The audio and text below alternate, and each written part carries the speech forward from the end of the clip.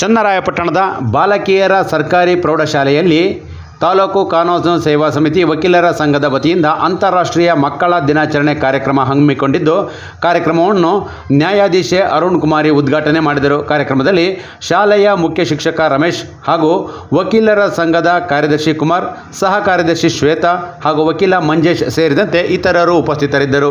ಕಾರ್ಯಕ್ರಮ ಕುರಿತು ನೆರೆದಿದ್ದಂತಹ ವಿದ್ಯಾರ್ಥಿಗಳನ್ನು ಉದ್ದೇಶಿಸಿ ಅರುಣ್ ಕುಮಾರಿ ಮಾತನಾಡಿದ್ದಾರೆ. ಸೈಕಾಲಜಿಕಲಿ ಮಾನಸಿಕವಾಗಿ ಅವರಿಗೆ ಗೊತ್ತಾಗೋದಿಲ್ಲ, ರ್ಯಾಷನಲ್ ಥಿಂಕಿಂಗ್ ಇರೋದಿಲ್ಲ. ಸಾಮಾನ್ಯವಾಗಿ 7 ವರ್ಷದವರೆಗೂ ಮಗು ಏನಾದ್ರೂ ತಪ್ಪು ಮಾಡಿದ್ರೆ ಅದು ಶಿಕ್ಷಾರ್ಹ ಅಪರಾಧ ಆಗುವುದಿಲ್ಲ. ಆದ್ರೆ 7 ವರ್ಷಕ್ಕಿಂತ ಮೇಲೆ 18 ವರ್ಷಕ್ಕಿಂತ ಒಳಗಿನ ಮಗು ತಪ್ಪು ಮಾಡಿದ್ರೆ ಅದು ಕೂಡ ಒಂದು ಕೋರ್ಟ್ ಇದೆ, ಅದು ಜುವೆನೈಲ್ ಜಸ್ಟಿಸ್ ಬೋರ್ಡ್ ಅಂತ ಹೇಳಿ. ಈ ದೊಡ್ಡ ಅಡಲ್ಟ್ ಅವರಿಗೆ ಇರುವಂತಹ ಕೋರ್ಟ್ ಅಲ್ಲ, ಸಣ್ಣ ಮಕ್ಕಳಿಗೆ ಇರುವಂತಹ ಕೋರ್ಟ್ ಬಾಲ ನ್ಯಾಯ ಮಂಡಳಿ ಅಂತ ಕರಿತೀವಿ.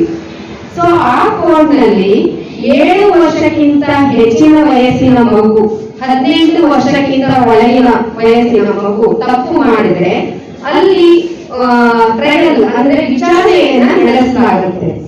ಅದು ಯಾವ ಕೇಸಸ್? ಸೊ ಹೊರದೇಶದಲ್ಲಿ